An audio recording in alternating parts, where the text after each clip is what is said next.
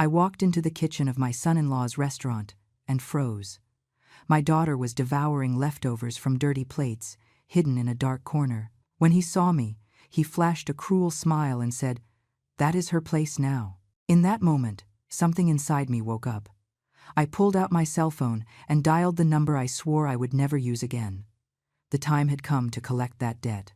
But before we continue, check if you are already subscribed to the channel and write in the comments, where are you watching us from?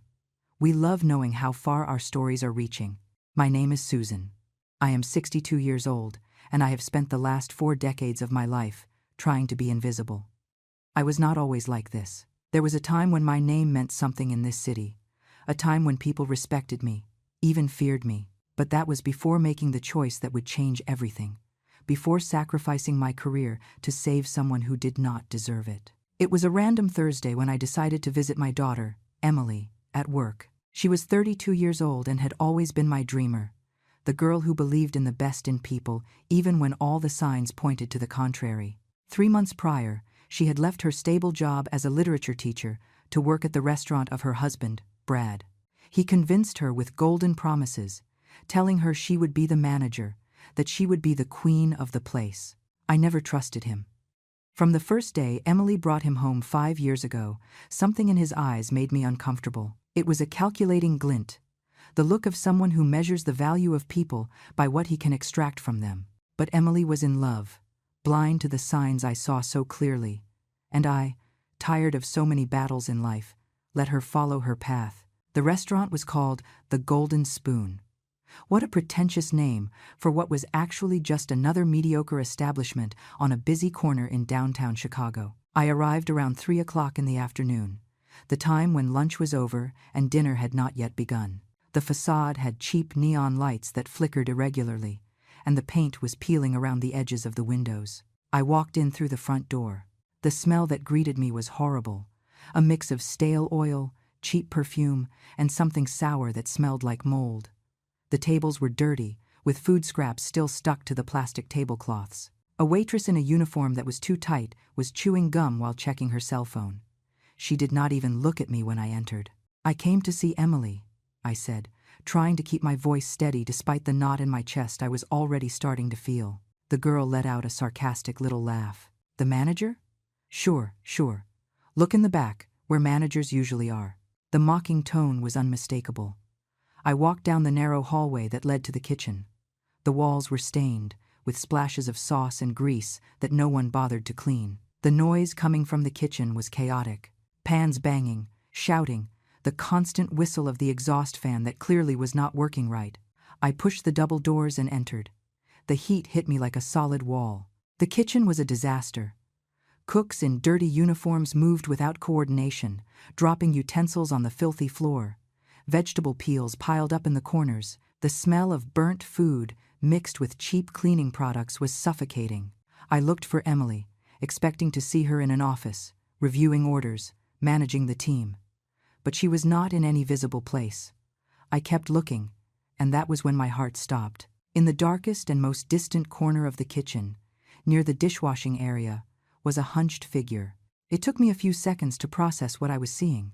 It was Emily. My daughter was wearing a dirty apron that had once been white but was now gray from so much accumulated grime. Her hair, always so well kept, was messy and tied in a crooked bun. But the worst part was not where she was. It was what she was doing. Emily held a plate in her hands that had clearly come back from the dining room, half a cold and messy lasagna, touched by the forks of unknown customers. And she was eating. Not slowly. Not with dignity. She was devouring those leftovers with a desperate urgency, as if she had not eaten in days. Her hands shook as she brought the food to her mouth, and tears rolled silently down her face. I felt my legs go weak. The world around me began to spin. My mouth went dry. My heart beat so loud I could hear it in my ears. That was my daughter, the girl I raised with so much love, eating leftovers like a starving animal in a dark corner of a filthy kitchen. I took a step forward, but before I could reach her, I heard a voice that made me stop. "Delicious, right?" Brad entered the kitchen as if he were stepping onto a stage. He wore an expensive suit that contrasted absurdly with the filth around him. His hair was perfectly slicked back with gel, and he smiled with that smile that always gave me the chills. The cooks fell silent when he passed. Emily dropped the plate immediately. The metallic sound resonated through the kitchen. She tried to shrink away, to hide, but there was nowhere to go. Brad walked toward her with slow and deliberate steps, savoring every moment. She was hungry, he announced loudly, turning to the cooks as if telling a joke. But here, at the Golden Spoon, you work for your food. And since our dear manager, he paused sarcastically on the word, mixed up 3 orders today at lunch and caused losses, she eats what the customers leave. He got closer to Emily, who was now crying openly, covering her face with sauce-stained hands. Brad continued, his voice becoming increasingly cruel. An incompetent person does not deserve a real job, much less fresh food. She should be grateful I have pity on her and let her stay here. It was at that moment that he saw me. Brad turned, and our eyes met. For a split second, I saw something pass across his face, perhaps surprise, perhaps fear, but then that smile returned, even more arrogant. Susan, he said my name as if it were poison. What an honor. Did you come to see how your daughter is doing in my establishment? I did not answer. I could not. All the words that normally would have come out of my mouth got stuck in my throat. I walked toward Emily in silence. She looked at me with red, swollen eyes, full of shame. She tried to say something, but just sobbed.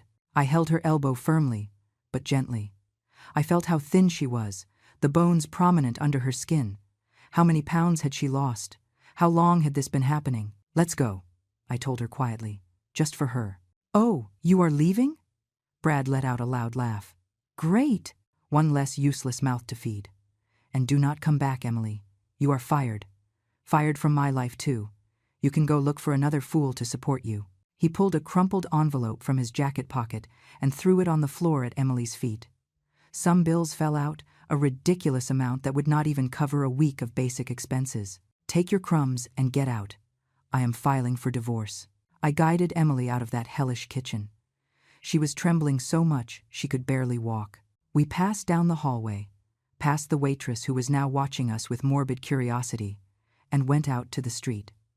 The fresh air had never been so welcome, but it could not erase what I had just witnessed. I put Emily in the back seat of a taxi. She curled up in the corner, hugging her knees like a child. I sat beside her, and for the first time in 20 years, I took out my cell phone and dialed a number I had sworn never to use again. The phone rang once, twice, 3 times. My hand was shaking. Emily looked at me without understanding, but I could not explain it yet. Finally, someone answered. Hello? The voice was deep, cautious. Michael, I said, and it was as if 20 years of silence collapsed between us.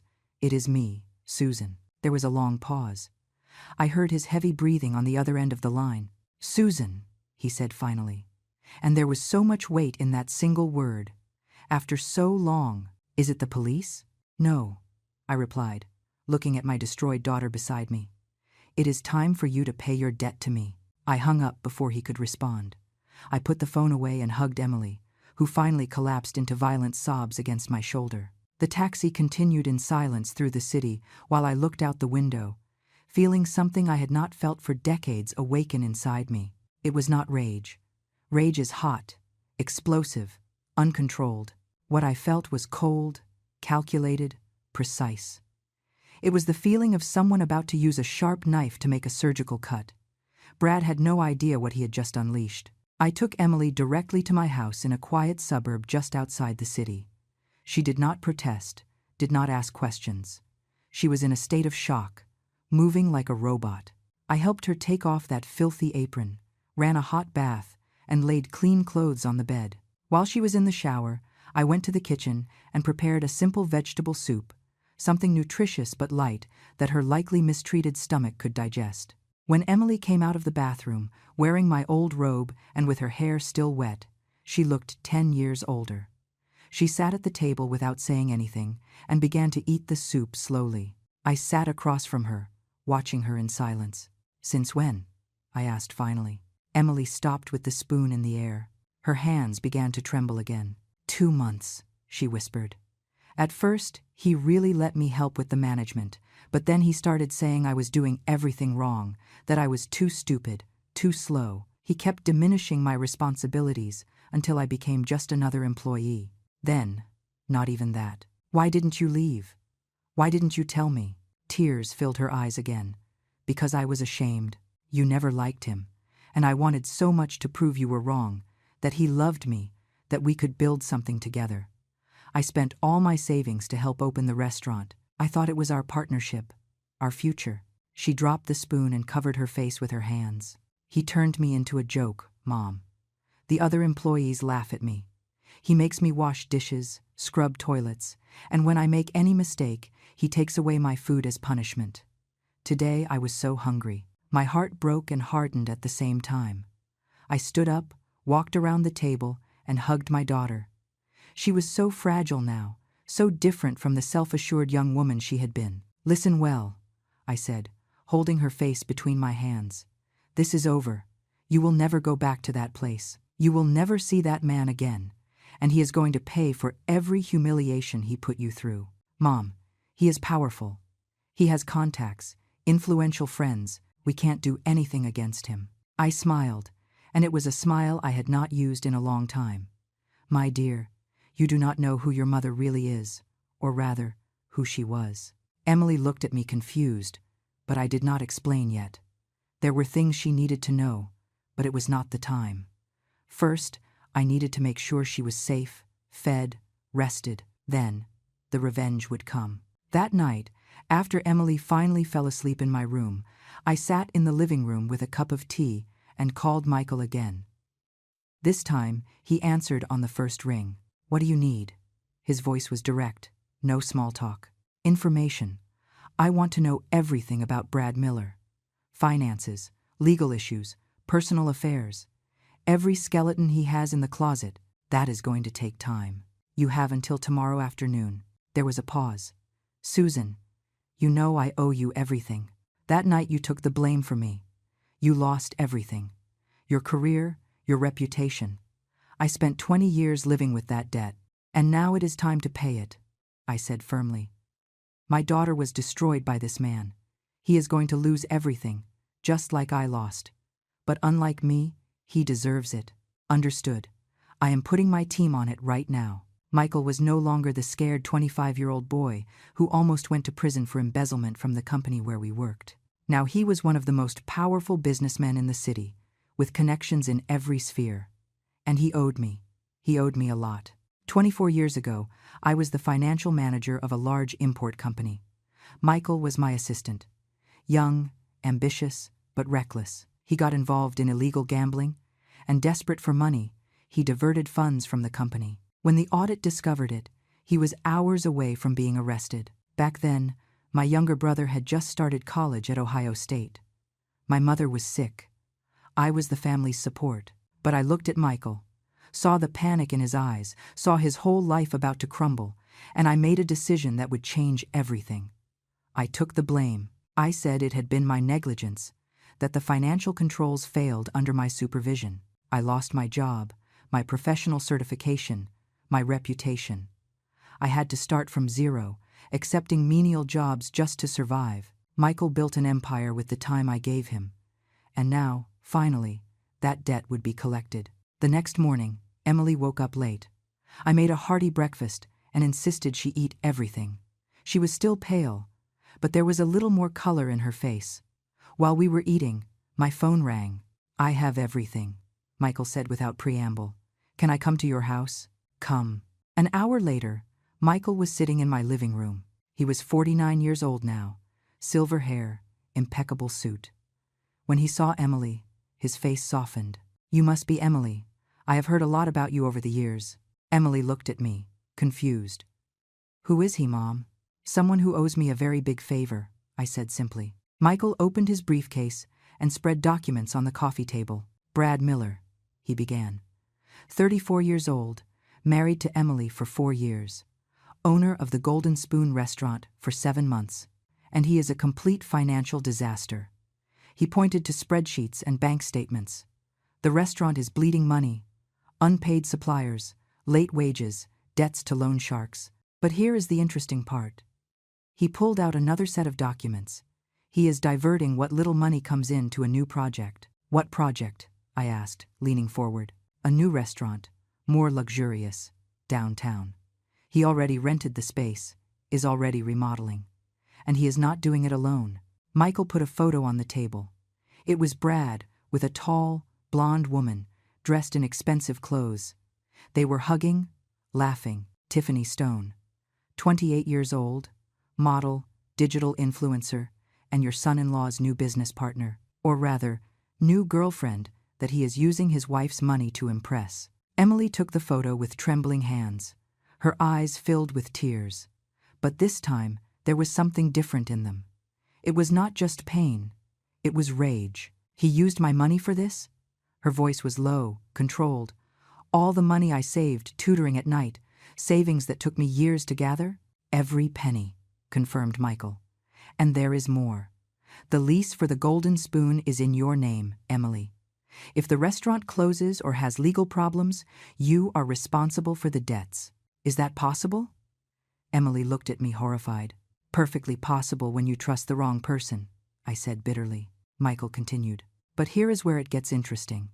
The new restaurant is being registered only in Tiffany's name. Brad is planning to let the Golden Spoon go bankrupt, leave all the debts to Emily, and start fresh with the mistress. The silence that followed was heavy. Emily looked at the documents as if she could not believe what she was seeing. The full extent of Brad's betrayal was there, in black and white. He planned it from the beginning, she said finally. From the start, he just wanted to use me. Yes, I confirmed. But now we are going to use his weapons against him. Emily raised her eyes to me. How? I turned to Michael. Did you say he has debts with loan sharks? Yes. A man named Vinny, known on the streets as the Wolf. Not someone you want to mess with. How much does Brad owe? $400,000. With accumulated interest, it is already over $500,000. I nodded slowly, a plan forming in my mind. Michael, can you buy that debt? He blinked, surprised. Buy the debt? Susan, it is $500,000. You owe me 24 years of my life. Can you or can you not? Michael remained silent for a long moment. Then he nodded. I can. But what do you intend to do? When you buy the debt, you will have rights over all of Brad's assets in case he does not pay, correct? Yes, including participation in any business he has. Then we will do the following, I said, feeling that old strategic cunning wake up after so many years dormant. Buy the debt, but do not tell Brad. Let him think he still owes the Wolf. Meanwhile, let's make sure the Golden Spoon has some problems. What kind of problems? Emily asked. And for the first time since I rescued her from that hell, I saw a flash of the fighting spirit she used to have. The kind that shuts down restaurants, I replied. Health code violations, expired licenses, labor complaints. Michael, do you have contacts in those departments? I have contacts everywhere that matters. Perfect. Then tomorrow morning, I want the worst inspectors you know to show up at the Golden Spoon. The ones who find problems even in a spotless kitchen. Michael sketched a slow smile. That can be arranged. And there is one more thing, I continued. Emily, do you still have the keys to the restaurant? Yes, I do. Perfect. Tonight we will pay a little visit to Brad's office. We waited until midnight. Emily took me to the back of the Golden Spoon, where a side door gave access to the administrative offices. The restaurant was closed and dark, only a few security lights blinking weakly. Emily trembled when she put the key in the lock. Everything is fine, I whispered. He is not here. And even if he were, I would not let anything happen to you. We entered in silence. The place smelled worse at night, when the air conditioning was not running, and all the odors stayed concentrated. Emily guided me down the hall to a small room Brad called an office. It was more of a closet than a real office, crammed with boxes, papers, and trash. He keeps everything in a safe, Emily explained, pointing to a small safe embedded in the wall behind a shelf. I know the combination. It was our wedding anniversary. Her voice was loaded with bitterness. Open it. Emily dialed the numbers, and the safe opened with a click. Inside were documents, some cash, and a laptop. I took everything and put it in a backpack I had brought. He is going to notice, Emily said nervously. He will notice. But when he does, it will already be too late. I also checked the desk drawers and found some interesting receipts. Purchases of expensive furniture, interior design contracts, all for the new restaurant Brad was setting up with Tiffany. Absurd amounts, far beyond what the golden spoon could generate. Look at this, I showed Emily. While you were eating leftovers, he was spending thousands on crystal chandeliers to impress his mistress. Emily's face hardened. I want him to pay, Mom. I want him to feel every ounce of pain he made me feel. He will feel it, I promised. He will feel much more than that. We left the restaurant as silently as we entered. Back home, I spent the rest of the night examining the documents. Brad's laptop was a treasure trove of incriminating information. Parallel accounting, fake invoices, undeclared payments. It was enough material to destroy him completely. The next morning, Michael called early. The inspectors are already on their way. They should arrive at the restaurant around 10. Perfect. I will be there to see it. Susan. Michael hesitated. Are you sure about this? Once we start, there is no turning back. I have never been so sure of anything in my life. At 9:45, I dressed in simple but neat clothes and took a taxi to the Golden Spoon. I stayed across the street, watching from a coffee shop. At 10 o'clock sharp, a white van from the health department pulled up in front of the restaurant. 2 inspectors got out, carrying clipboards and equipment. They were known in the industry as the most rigorous and inflexible in the city. I saw Brad run out to meet them, panic already stamped on his face. The inspectors did not even look at him. They simply entered the establishment. 40 minutes later, they came out. One of them slapped a huge orange notice on the door. Closed for health violations. Prohibited from operating for 30 days. Brad was outside, gesturing frantically, trying to negotiate. But the inspectors were already getting into the van. My cell phone rang. It was Michael. Phase 1 complete. And I have more news. I just received the transfer of ownership of Brad's debt. Officially, I am the creditor now. Excellent. Phase 2. Notify Brad that the debt has matured and that he has 48 hours to pay, or you are going to seize all his assets, including the share in the new restaurant? Especially the share in the new restaurant. I hung up and kept watching. Brad was on the phone now, clearly desperate, probably calling suppliers, trying to cancel orders, trying to save what he could. But it was too late. The gears I had set in motion were relentless. I returned home, where Emily was waiting anxiously. Did it go well? Perfectly. The restaurant is closed for a month, and Michael just became the owner of Brad's debt. Emily sat down heavily. I cannot believe it is really happening. For so long I felt so powerless. I know, dear, but now you are seeing what happens when someone messes with the wrong person. I paused. Emily, I never told you much about my past, about who I was before you were born. You always said I was a financial manager and lost my job. It was more than that. I was considered the best financial strategist in the region. I could see patterns where others saw chaos. I could destroy a competitor company with a few calculated moves or save a business on the brink of bankruptcy. I was feared and respected. I stopped speaking and looked out the window. But then I took the blame for someone else's mistake, and I lost everything. I spent the last 24 years living in the shadows, working simple jobs, raising you alone after your father abandoned us. I buried that part of me so deep I almost forgot it existed.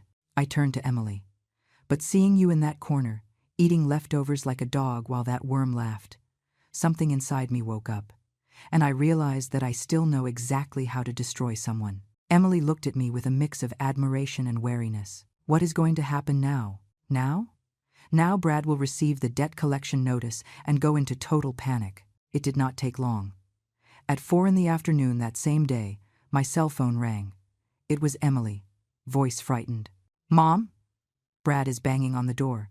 He is screaming. Stay in the room. Lock the door. I will handle it. I went downstairs. Brad was outside, red with rage, pounding on the door. When I opened it, he practically invaded the house. Where is she? He screamed. Where is that treacherous daughter of yours? Lower your voice, I said calmly. Or I call the police. Call them. I don't care. My restaurant was closed because of her. I am sure of it. And now I receive a notice saying my debt was sold and I have 48 hours to pay $500,000 or I lose everything. What a pity, I said without emotion. Maybe you should have thought about that before humiliating my daughter. Brad took a threatening step in my direction. It was you. You set all this up, you old witch. Me? I am just a retiree. But it seems your bad decisions finally caught up with you. I am going to destroy both of you. I am going to make you pay. No, you won't, I said with absolute certainty. Because in 48 hours, you will have nothing to use against anyone. Now get out of my house before I actually call the police. And Brad? I leaned closer. If you come near my daughter again, what has happened so far will look like child's play. He looked at me with pure hate. But he saw something in my eyes that made him back down. He left, slamming the door. I went back upstairs, where Emily was hiding, pale and shaking. Everything is fine, I said. He cannot hurt you anymore. But that night, when Emily finally slept, I received a call from Michael. His voice was tense. Susan, we have a problem. Brad found an investor, someone willing to pay the debt for him in exchange for a share in the new restaurant. My stomach sank. Who? I do not know yet. But if he manages to pay the debt before the deadline, we lose our leverage. No, I said firmly. We are not going to lose. Find out who that investor is and how much time we have. I hung up and sat in the darkness of the living room, thinking quickly. Brad was smarter than I had calculated, but I had not survived 24 years of hardship to be defeated now. If he wanted to play dirty, I would show him what it really was to fight without rules. The next morning brought answers I did not expect. Michael appeared at my house at 7 o'clock sharp, looking like he had not slept. He entered quickly, looking nervously over his shoulder as if he were being followed. I found out who the investor is, he said as soon as we sat down. And you aren't going to like it. Who? Arthur Sterling. The name hit me like a punch in the stomach. Arthur Sterling, my former boss at the import company, the man who had fired me 24 years ago, the man who never believed my version of events and spent years telling anyone who would listen that I was corrupt and incompetent. Sterling, I repeated, feeling an ancient rage resurface. Of course it is him. That man always had a special talent for backing the wrong people. There is more, Michael continued. He is not doing it just for money. He knows you are involved. Brad went to see him last night, desperate, and mentioned your name. Sterling saw an opportunity to strike you again, to prove he was right about you all along. How did he find out I am involved? Brad is not completely an idiot. He connected the dots, the timing of the closure, the sudden purchase of the debt, everything happening right after you showed up at the restaurant. And when he mentioned your name to Sterling, the old man became obsessed. I stood up and began to pace the living room. My mind was racing, calculating possibilities, weighing options. Sterling had resources, he had influence. If he really decided to help Brad, it could complicate everything. How much is Sterling willing to invest? I asked. Enough to cover the debt and still finance the opening of the new restaurant. He views it as a double investment, money and revenge. Emily appeared in the doorway, still in pajamas. Mom? What is happening? I looked at my daughter, then at Michael. Change of plans. If Sterling wants to enter this game, let's let him. But he does not know who he is dealing with. I spent the rest of the morning on the phone, activating contacts I had not used for years. Most were surprised to hear my voice. Some hung up on me, but others, those who remembered who I really was, listened. I called Stephen Grant, a tax attorney I had helped avoid bankruptcy years ago when he was starting his career. Now he was one of the most respected tax lawyers in the city. Susan, he said when he answered, and I could hear the smile in his voice. I thought you had retired for good. I thought so too. But it seems the universe had other plans. Stephen, I need a favor. After what you did for me, you can ask for whatever you want. I need a complete audit on Arthur Sterling's businesses, especially recent investments, and I need it fast. There was a pause. Sterling? Susan, that man has expensive lawyers and political influence. I know. That is exactly why I am calling you. If anyone can find legal irregularities, it is you. Give me 24 hours. I also called Sarah, an investigative journalist who had exposed several corporate scandals. Years ago, when she was an intern, I had given her inside information about fraud at a competitor company, information that launched her career. "Susan," she answered excitedly. "How long has it been? I heard you had disappeared. I was just waiting for the right moment to return." "Sarah, are you still interested in exposing powerful men who abuse their positions?" "Always." "What do you have?" "Potentially, a story about questionable investments and labor exploitation. But I need time to gather all the evidence. I have a flexible editorial deadline. How much time do you need?" "A week, maybe 2. "You got it. But Susan, whatever you are planning, be careful. The men you are confronting will not like being exposed." "I know. That is exactly why I am doing it." Emily watched me with a mix of admiration and concern. "Mom, this is getting very big. First it was just Brad. Now this Sterling is involved." "Honey," I said, holding her hands, "people like Brad and Sterling only have power because no one confronts them. They count on fear, on the silence of victims. But I have nothing left to lose, and you deserve justice." That afternoon, Michael returned with news. "Sterling signed the contract with Brad this morning. He is paying the full debt and becoming the majority partner of the new restaurant.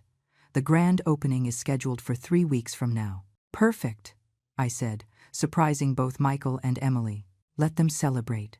Let them think they won." "Susan, I don't understand. We lost leverage over Brad." "We lost nothing. We just changed the target." I opened my laptop and showed them the documents I had found in Brad's safe. "Look at this. Parallel accounting, fake invoices. Brad was evading taxes for months, and now Sterling has just become a partner in a fraudulent business." Michael's eyes went wide. "If we prove Sterling knew this, he goes down, along with Brad. And even if he didn't know, as the majority partner, he is legally responsible." Emily was starting to understand. "You are going to destroy both of them at once." "Exactly. But I need more ammunition." "Michael, do you have access to Sterling's banking records?" "Technically no, but I know someone who does." "Make it happen. And I need to know everything about the new restaurant. Suppliers, contracts, licenses, everything." In the following 3 days, I worked more than I had worked in years. Michael provided me with detailed information on Sterling's finances. Stephen discovered several questionable transactions, including payments to local politicians that could constitute bribery. Sarah began preparing the report, discreetly interviewing former employees of Sterling's companies. And I, sitting in my small house in the suburbs with Emily by my side, put together a puzzle that would show the full extent of the corruption and cruelty of those men. One night, while we worked late, Emily asked me a question I knew would come. "Mom, why did you do that? Why did you take the blame for Michael's mistake years ago?" I sighed and leaned back in the chair, because at that moment it seemed like the right thing to do. Michael was young. He had his whole life ahead of him. I thought I could rebuild my career. I didn't realize how difficult it would be, how much the stain on my reputation would haunt me. "Do you regret it?" I thought carefully before answering. "I regret having lost so much, having struggled so much. But I do not regret giving Michael a second chance. What I regret is letting that define me, becoming invisible, stopping the fight." I looked at her, "But seeing you in that restaurant made me remember who I was, and made me realize that I still can fight." Emily hugged me tight. "Thank you for fighting for me. Always, my daughter. Always." On the 5th day, Stephen called. "Susan, I found something big. Sterling is involved in a money laundering scheme through Shell restaurants. The new restaurant he is financing is perfect for the pattern. High investment, documented but inflated return, clean money coming out the other side. Do you have proof? Enough to interest the district attorney. But Susan, if I report this, there will be a full investigation. Brad and Sterling will be arrested, but Emily will also be investigated, since technically she is still Brad's wife." I looked at Emily, who was watching me anxiously. She had lost so much, suffered so much. The last thing I wanted was to get her into more trouble. "Is there any way to protect Emily?" I asked. "If she cooperates voluntarily with the investigation, reports what she knows, she can receive immunity. But it means exposing everything publicly. It means everyone will know she was cheated, humiliated." Emily took the phone from my hand. "Stephen, It is Emily. I will do it. I will report everything. I do not care if people know. I want the truth to come out. Her voice was steady, without hesitation. In that moment, I saw that my daughter was no longer the scared victim I had rescued weeks ago.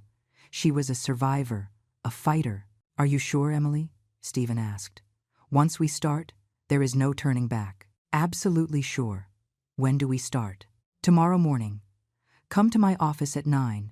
I will have a prosecutor waiting for you. We hung up, and Emily looked at me with determination in her eyes.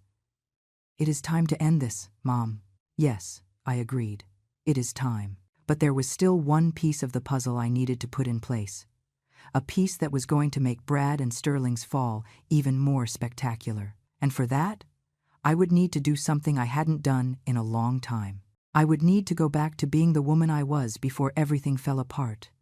The ruthless strategist, the woman who was afraid of nothing. The next morning, Emily and I arrived at Stephen's office exactly at 9. The place was impressive. A whole floor of a commercial building downtown, with a view of the Chicago skyline.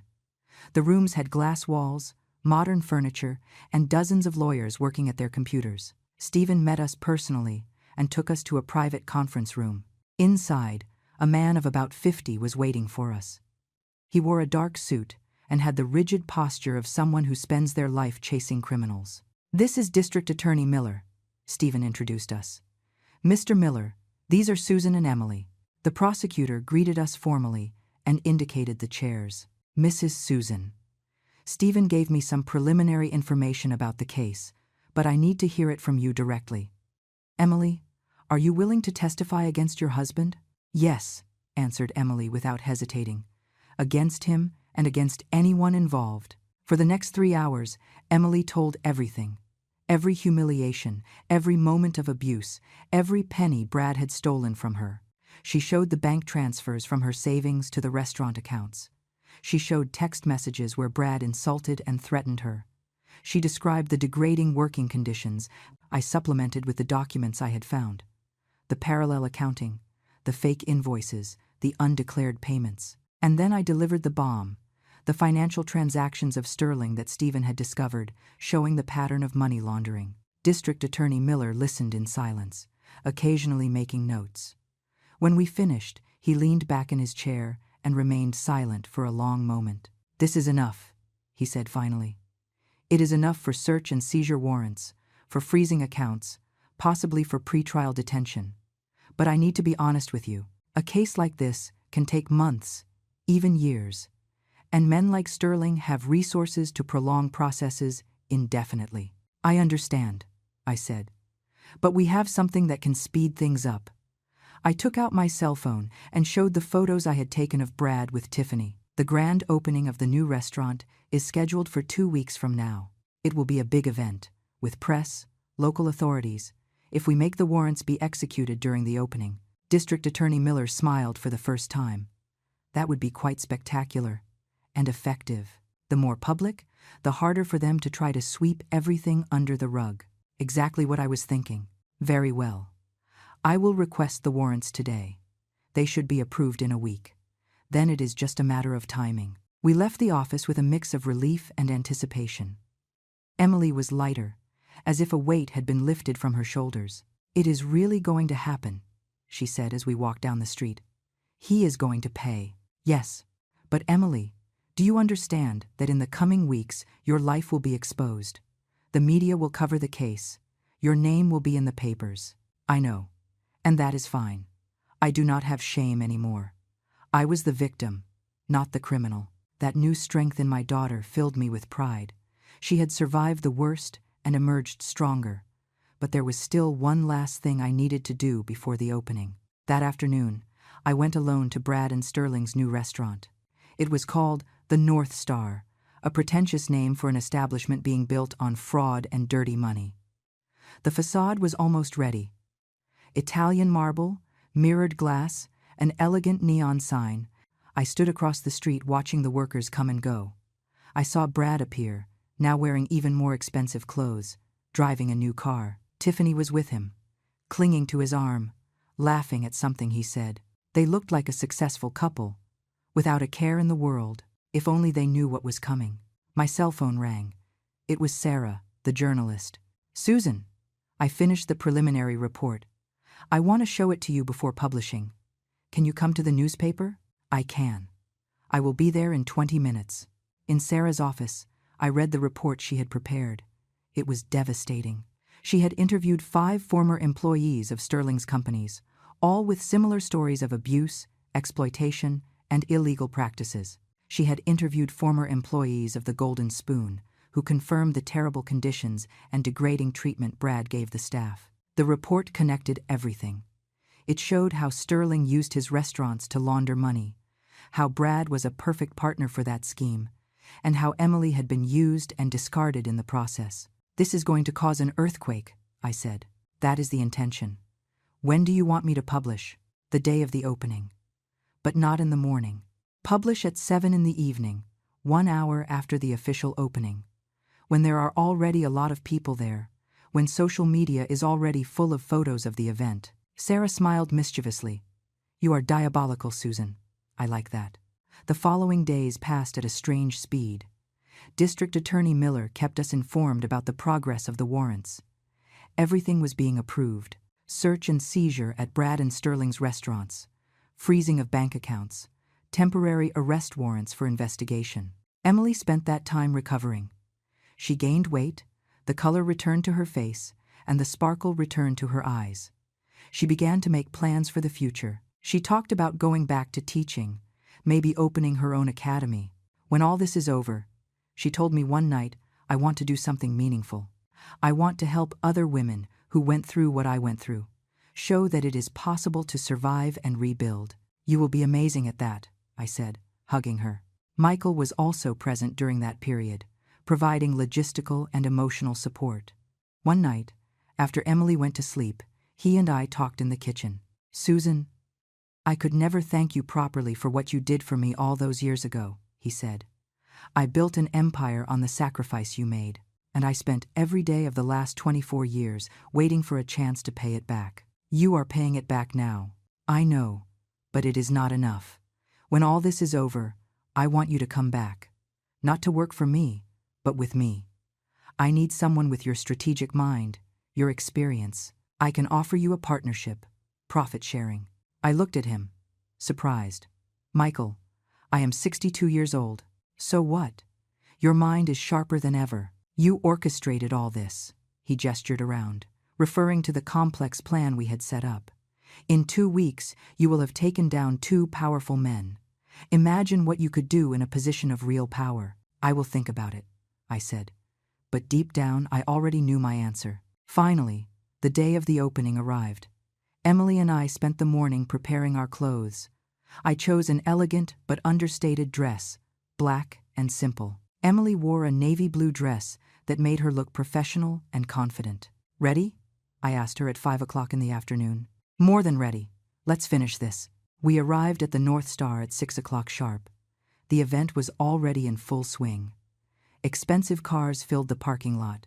Photographers captured guests at the entrance. Soft music played from discreet speakers. It was all very elegant, very refined. Brad and Sterling were near the entrance, greeting guests like proud hosts. Brad was radiant, wearing an expensive tuxedo. Sterling, beside him, looked like a statesman, shaking hands with important people, making promises, closing deals. Tiffany circulated among the guests with a glass of champagne, her designer dress drawing attention. She laughed too loudly, touched people too familiarly, clearly reveling in her new position of power. None of them saw us enter. We stood at the back of the room, watching, waiting. Emily was tense beside me, her fingers squeezing my hand. At 6:30, District Attorney Miller sent me a message. "Teams in position, waiting for your signal."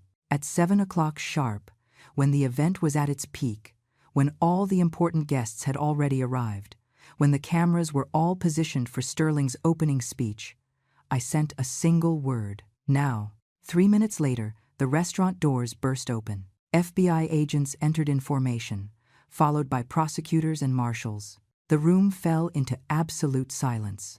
The music stopped. "Brad Miller, Arthur Sterling," one of the agents said loudly.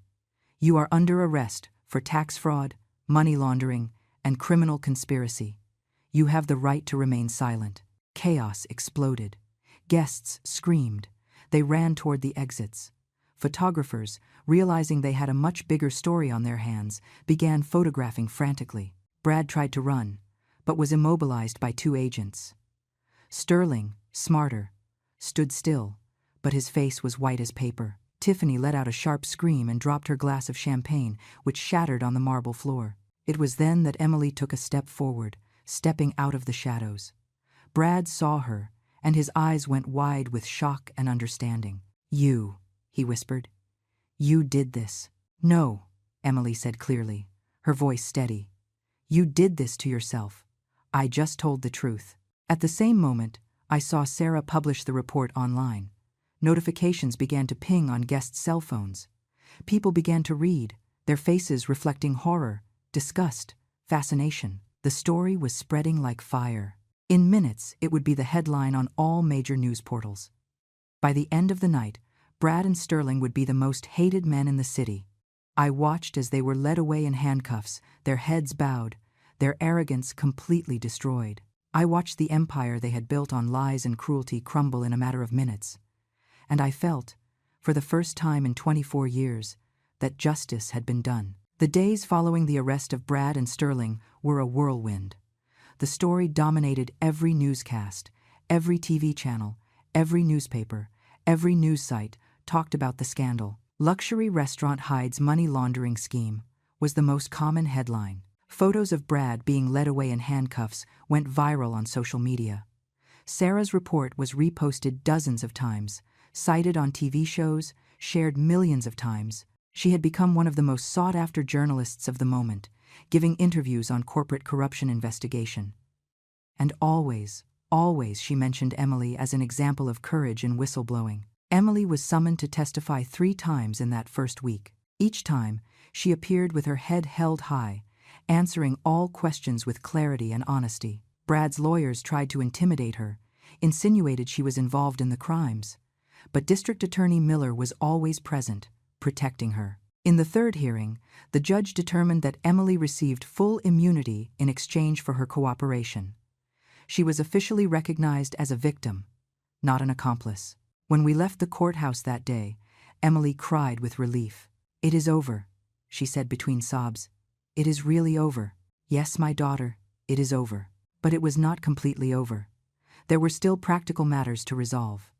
The Golden Spoon was permanently closed, its assets seized to pay debts to suppliers and employees. The North Star never officially opened. The space was secured by the Justice Department. Emily had to deal with the divorce, a process that District Attorney Miller said would be simple given the circumstances. Brad, from prison, did not even contest it. He had lost everything and had no energy for more legal battles. Sterling, on the other hand, hired the best lawyers money could buy. He fought every accusation, tried to use his political influence, threatened to sue everyone involved. But the evidence was too much. The documents, the testimonies, the bank records, everything pointed to a clear pattern of criminal activity. 2 months after the arrests, both were formally charged. Brad faced 8 to 12 years in prison. Sterling, with more charges including bribery of public officials, faced up to 15 years. It was during this period that something unexpected happened. I began receiving calls from people I hadn't spoken to in decades. Former colleagues, finance professionals, even some executives of companies that had discarded me years ago. Everyone wanted the same thing: my advice, my experience, my strategic mind. Apparently, the news that I had been the architect behind Brad and Sterling's downfall had spread in the right circles. And suddenly, I was interesting again. "Susan," said a CEO of a tech company when he called, "I heard you are available for consulting. I am facing some problems with an unfair competitor, and I need someone who thinks outside the box." "Consulting?" I repeated the word, testing how it sounded. "I do not know if I am ready to return officially." "Think about it. I can offer you a very lucrative contract and absolute discretion." I hung up thoughtfully. Emily, who was in the kitchen making tea, looked at me curiously. "Another offer? The 5th this week. It seems destroying 2 criminals was my best business card." Emily laughed, but then became serious. "Mom, you should consider it. Clearly you still have the talent, the passion. Why not go back? Because I am 62 years old and should be retired, relaxing, traveling. Or you could be doing what you love, using your gifts. She sat beside me. Mom, you saved me. Not just physically, but you showed me that it is possible to start over, that it is never too late to fight for oneself. Now I think it is time for you to apply that lesson in your own life. Her words stayed with me. That night, I called Michael. About that offer you made, I said. About a partnership? Is it still standing? It will always be. Did you decide? I decided. But I do not want a traditional partnership. I want to create something new. A consultancy specialized in identifying and exposing abusive corporate practices. I want to help other people like Emily, small businesses being crushed by unscrupulous giants. Michael was silent for a moment. That is brilliant. And I can provide the initial resources, the contacts. Susan, this can be huge. I do not want it to be huge. I want it to be effective. Better yet, let's schedule a meeting. We have a lot to discuss. In the following months, we set up the consultancy. Michael provided initial capital and office space. Stephen agreed to be our legal consultant. Sarah became our media partner, ready to expose cases when necessary. And Emily, my Emily, decided to join us after finishing a quick management course. I want to help, she said. I want my experience to mean something. We named the company Phoenix Strategy Group. The symbolism was obvious, helping people and companies rise from their ashes. Our first case was a woman named Julia, owner of a small bakery that was being forced into bankruptcy by a large chain using predatory practices. We investigated, documented, built a case. In 6 weeks, the chain was facing lawsuits, and Julia had her business back. The second case was a group of factory employees who had not received wages for months, while the owner bought luxury cars. We found his offshore accounts, traced the diverted money. In 2 months, he was in prison, and the employees received everything owed to them. With each case, our reputation grew. We started receiving more requests for help than we could handle. We hired more people, expanded operations, and always, we kept our principle. Protect the vulnerable, expose the abusers. Brad was tried first. Sitting in the courtroom, he looked like a shadow of the arrogant man he had been. He had lost weight. His hair was gray.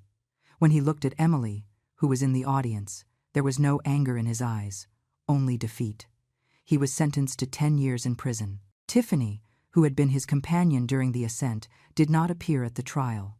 She had fled to another state, trying to rebuild her life away from the scandal. Sterling's trial was longer, more complex. His lawyers tried every legal maneuver possible, but in the end, the evidence was undeniable. He was sentenced to 14 years. When the sentence was read, he looked for me in the audience. Our eyes met for the first time in 24 years. I saw recognition in his eyes, then understanding, and finally something that might be respect. He knew.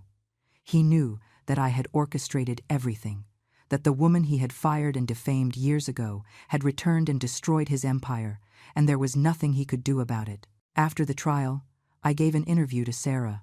It was my first public appearance, speaking about the whole case. Why did you do it? She asked. Why risk so much? Turn your whole life upside down? Because I saw my daughter being destroyed by a cruel man, I replied. And I realized that if I did nothing, I would be betraying everything that ever meant anything to me. I spent 24 years being invisible, being small, but when I saw Emily in that corner eating leftovers, something inside me woke up, and I decided I would never be invisible again. The interview was viewed by millions. I received hundreds of messages from women who had gone through similar situations, who were inspired by our story to report their own abusers.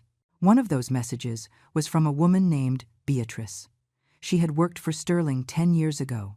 She had been sexually harassed and fired when she rejected his advances. She had never reported it out of fear. But after seeing what you and Emily did, she wrote, I found courage. I am going to sue. I am going to make my voice heard. And she did. And she wasn't the only one. In the following months, an avalanche of complaints against Sterling emerged. Women he had harassed, employees he had exploited, business partners he had cheated. Each story added years to his sentence. A year after his initial arrest, Sterling was facing additional charges that could keep him in prison for another 20 years. His corporate empire had crumbled completely. His companies were sold, his assets seized. The man who was once one of the most powerful in the city was now just an inmate number. 2 years have passed since that fateful night when I entered the kitchen of the Golden Spoon and saw my daughter eating leftovers. 2 years since I made that call to Michael and set in motion the events that would change our lives forever. Emily was unrecognizable, in the best way possible. She had graduated in business administration with honors, was working with me at Phoenix Strategy Group, and had become a vocal advocate for victims of workplace abuse. She gave lectures at universities, wrote articles, appeared on TV shows discussing labor rights. The divorce had been finalized long ago. Emily recovered all her savings, plus compensation for moral damages. She used the money to buy a small condo and invest in her education, and she was happy, truly happy. I saw it in her smile, in the sparkle of her eyes, in the way she walked with her head held high. She had risen from the ashes, exactly like the phoenix that named our company. Phoenix Strategy Group was thriving. We had a team of 15 people now, including investigators, lawyers, communication specialists. We had resolved over 100 cases, helped hundreds of people, exposed dozens of fraudulent schemes. Michael was right. I had found my purpose again. Every morning I woke up excited to go to work, to use my mind in ways I hadn't used in decades. At 64, I was in the prime of my career, but it wasn't all work. Emily convinced me to take a vacation, to travel, to enjoy life. We went to Europe together, visited museums, ate at incredible restaurants, though always with a critical eye for the working conditions of the staff. "Mom," Emily told me one night while we were dining in Paris, "you saved my life. I know I say it a lot, but I need you to understand how true it is. If you hadn't shown up that day—" "Don't think about that," I interrupted her. "What matters is where you are now. I know, but sometimes I still have nightmares. I still see myself in that corner, hungry, humiliated, thinking there was no way out. But you found the way out. We found it together." She smiled. "Yes, we found it, and now we are helping other people find theirs." Back in Chicago, we received a case that touched us particularly deep. A young woman named Ashley had been hired as an intern at a large marketing firm. Her boss harassed her constantly, made inappropriate comments, touched her without consent. When she complained to HR, she was fired under false allegations of poor performance. Ashley was devastated, traumatized, afraid of never getting a job again. When she came to our office, I saw a lot of Emily in her. The shame, the fear, the feeling of powerlessness. "We are going to solve this," Emily told her with conviction. "We are going to make your boss pay for every second of suffering he caused you." And we did. We investigated, documented patterns of behavior. We discovered that Ashley wasn't the first.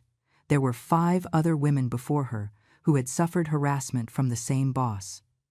All had been silenced with non-disclosure agreements and small settlements. We convinced all of them to break the agreements and testify together. Stephen argued that non-disclosure agreements do not apply to criminal cases, that sexual harassment is a crime that needs to be exposed. The case went to trial. The boss, confident in his position of power, did not believe he would be convicted. He underestimated the strength of 6 women testifying together. He underestimated the impact of the media coverage Sarah orchestrated. He underestimated the determination of our team. He was convicted, fired, and banned from working in leadership positions. The company paid substantial compensation to all 6 women, and Ashley, just like Emily, found her strength again. "Thank you," she said on the last day of the trial, hugging Emily and me. "You gave me back my voice." "You always had your voice," Emily replied. "We just helped you use it." It was cases like this that reminded me why we had done all that, why the fight had been worth it. One afternoon, I received an unexpected call. It was the warden of the prison where Brad was serving his sentence. "Mrs. Susan? Brad Miller is asking to speak with his daughter." "Sorry, his ex-wife. He says he wants to apologize." I passed the information to Emily. She was silent for a long time. "Do you want to go?" I asked. "I don't know. Part of me wants to hear what he has to say. Another part never wants to see him in life again. There is no right answer. It is your decision. She thought for 3 days. Finally, she decided to go, and she asked me to accompany her. The prison was a cold and depressing place, exactly as you would imagine. Brad was brought to the visiting room in a faded orange uniform. He had aged years since the last time we saw him. His hair was completely gray. His face was thin and lined. When he saw Emily, his eyes filled with tears. "Emily," he began, his voice hoarse. I don't even know where to start." "Then don't start," said Emily coldly. "You asked to see me. I am here. Speak." Brad took a deep breath. "I want to apologize for what I did to you, for the way I treated you. It was unforgivable. I was so focused on building something great that I forgot I was destroying the person I should love and protect." "You didn't love me for a second," replied Emily. "I was a tool, a means to an end, and when I wasn't useful anymore, you discarded me like trash. I know, and I am going to spend the rest of my life with that on my conscience. I stay awake every night, thinking about what I did, how I humiliated you. If I could go back, but you can't," I interrupted her. "What is done is done. You destroyed years of Emily's life. You caused trauma she will carry forever. And you are apologizing now, because you have time to reflect in prison, because finally you faced consequences. But where was that regret when you made her eat leftovers? When you laughed at her humiliation?" Brad lowered his head. "It wasn't there. I was a monster. I know that now." Emily remained silent, studying the man who was once her husband. "Do you want to know something, Brad? I forgive you." Both Brad and I looked at her surprised. "Not because you deserve it," she continued, "but because I deserve it. I deserve to let go of that rage, that hate. Carrying it only hurts me, so I forgive you. But that does not mean I forget. It does not mean what you did was acceptable. It just means I am no longer going to let you have power over my peace." She stood up. "Goodbye, Brad. I hope you use these years in prison to become a better person. But I won't be around to see it." We left the prison. In the car, Emily breathed deeply, processing. "How are you?" I asked. "Free," she replied. "For the first time, completely free." Months later, we received news of Sterling too. He had suffered a heart attack in prison. It wasn't fatal, but it left him weakened. His sentence was reviewed for medical reasons. He would be transferred to house arrest for the last years of his sentence. Part of me felt satisfaction with that. He had lost everything: his freedom, his health, his empire, his reputation. The other part just felt emptiness. Revenge, I discovered, is not as sweet as we imagine. What really mattered was what we built on top of the ruins of what they tried to destroy.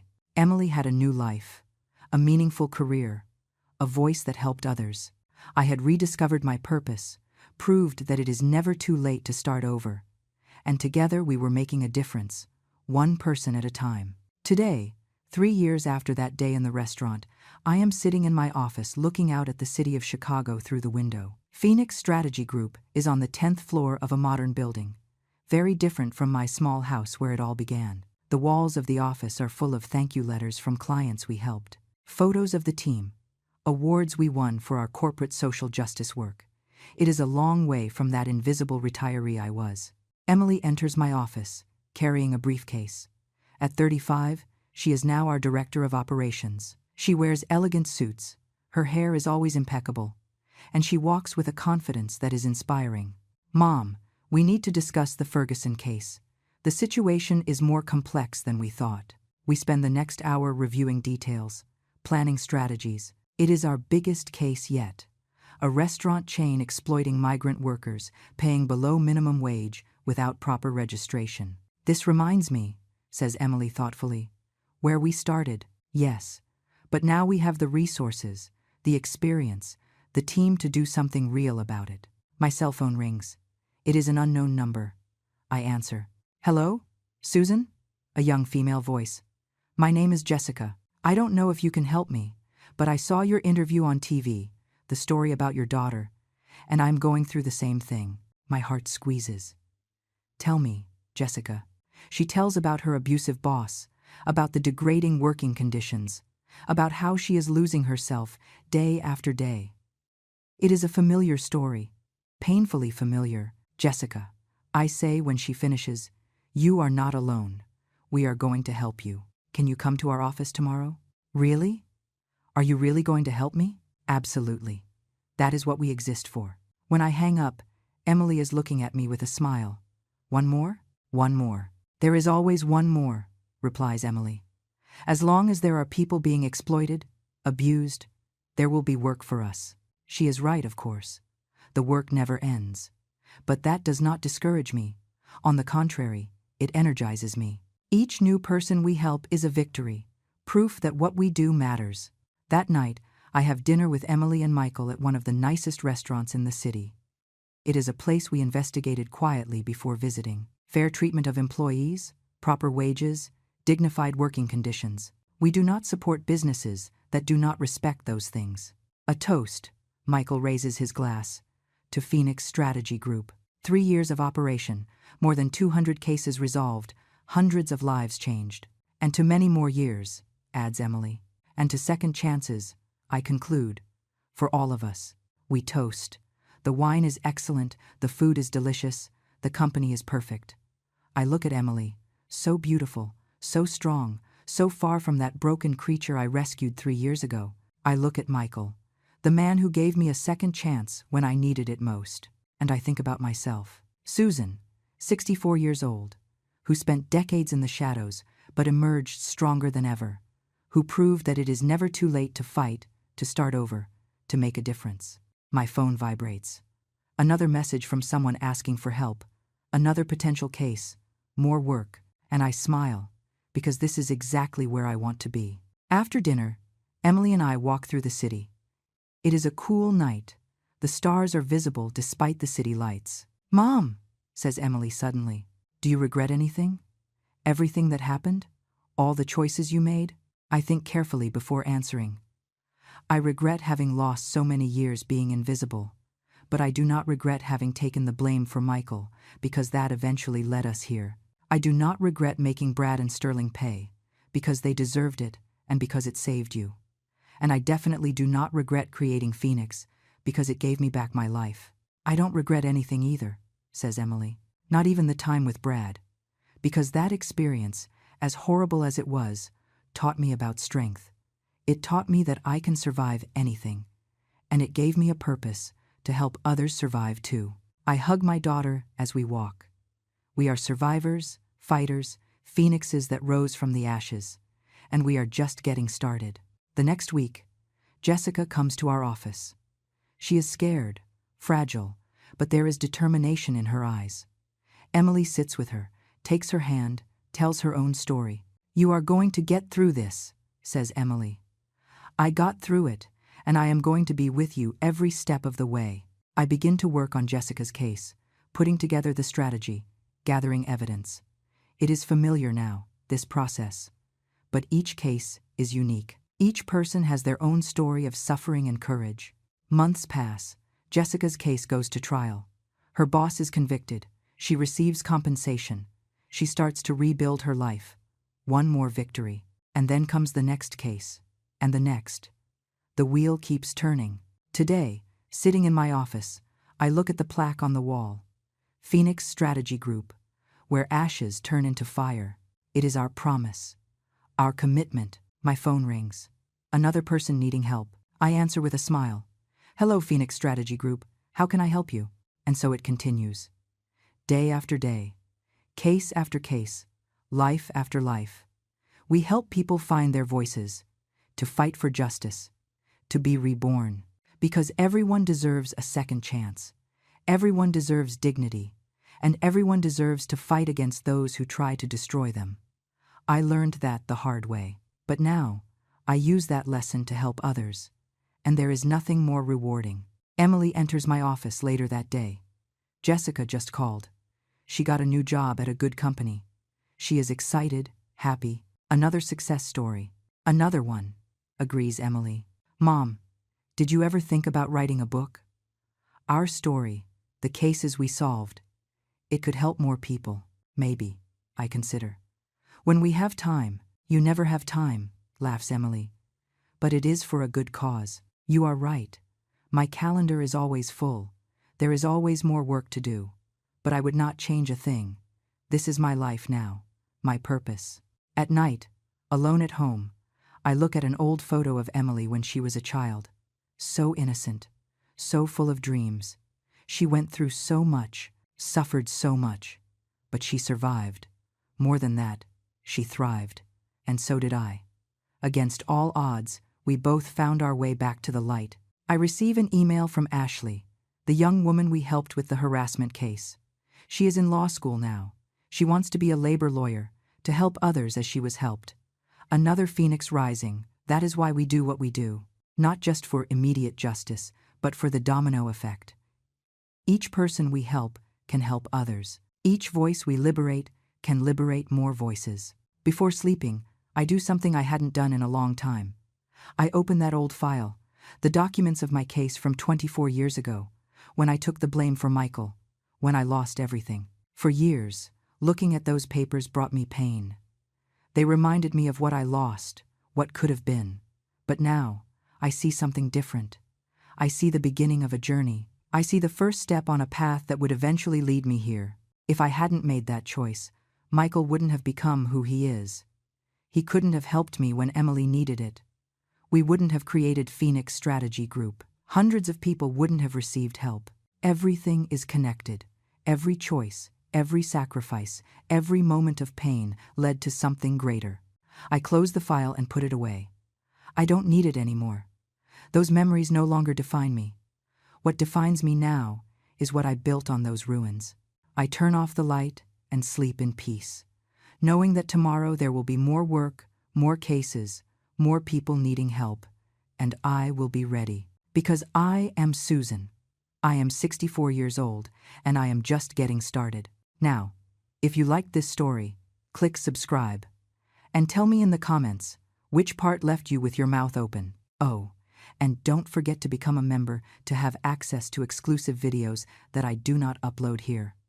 I'll see you there.